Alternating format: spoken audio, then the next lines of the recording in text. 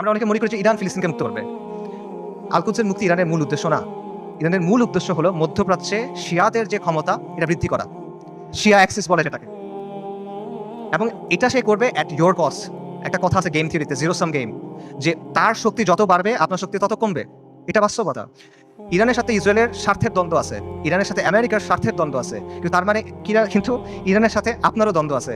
যে ইরান আজকে ফিলিস্তিনের মুক্তি করার জন্য বুলি আওড়াচ্ছে, তারাই আজকে সিরিয়াতে আহলুস সুন্নাহ ওয়াল জামাকে হত্যা করতেছে, তারাই আজকে আহওয়াজে আহলুস সুন্নাহ ওয়াল জামাকে হত্যা করতেছে, তারা ইরাকে আহলুস সুন্নাহ ওয়াল জামাকে হত্যা করছে, এখন নির্যাতন করতেছে। এটা হলো বাস্তবতা। ইরানের স্বার্থ আর আহলুস সুন্নাহ ওয়াল জামার স্বার্থ কখনোই এক না। ইরান সক্রিয়ভাবে এই মুহূর্তে আহলুস সুন্নাহ ওয়াল জামার সাথে যুদ্ধে লিপ্ত। এই মুহূর্তে, আগে কখনো ছিল, পরে কখনো এগুলো বলছে না, অ্যাট দিস মোমেন্ট তারা আমাদের সাথে যুদ্ধে লিপ্ত, অ্যাট দিস মোমেন্ট তারা আমাদের হত্যা করতেছে। আমেরিকা যখন আফগানিস্তানে আক্রমণ করছে, আমেরিকা যখন ইরাকে আক্রমণ করছে, ইরান তাদেরকে সহায়তা করছে। এটা তাদের মুখের কথা, এটা আমি বানায় বলতেছি না, আপনারা চেক করেন। মুহাম্মদ খাত্তামি ইরানের প্রেসিডেন্ট ছিল 97 থেকে 2005 পর্যন্ত সম্ভবত। তার একটা বক্তব্য আছে যে তালিবানের বিরুদ্ধে আমরা আমেরিকাকে সাহায্য করছি, স্পষ্ট বক্তব্য আছে তাদের। এটা লুকোছাপার কিছু না। এবং সবচেয়ে বড় যে বিষয়টা, ইরানের ব্যাপারে সতর্ক হওয়ার সবচেয়ে বড় কারণ হলো যে তাদের সাথে আমাদের আকীদার দ্বন্দ্ব আছে, তাওহীদের ব্যাপারে দ্বন্দ্ব আছে। তারা আল্লাহর উলুহিয়াত, আল্লাহর রুবুবিয়াত, আল্লাহর সিফাতের ব্যাপারে শিরক করে। তারা আমাদের মা আয়েশা রাদিয়াল্লাহু তাআলা আনহার ব্যাপারে জঘন্য কথা বলে, যেটা কোনোদিন কিয়ামত পর্যন্ত মানা সম্ভব না আমাদের পক্ষে।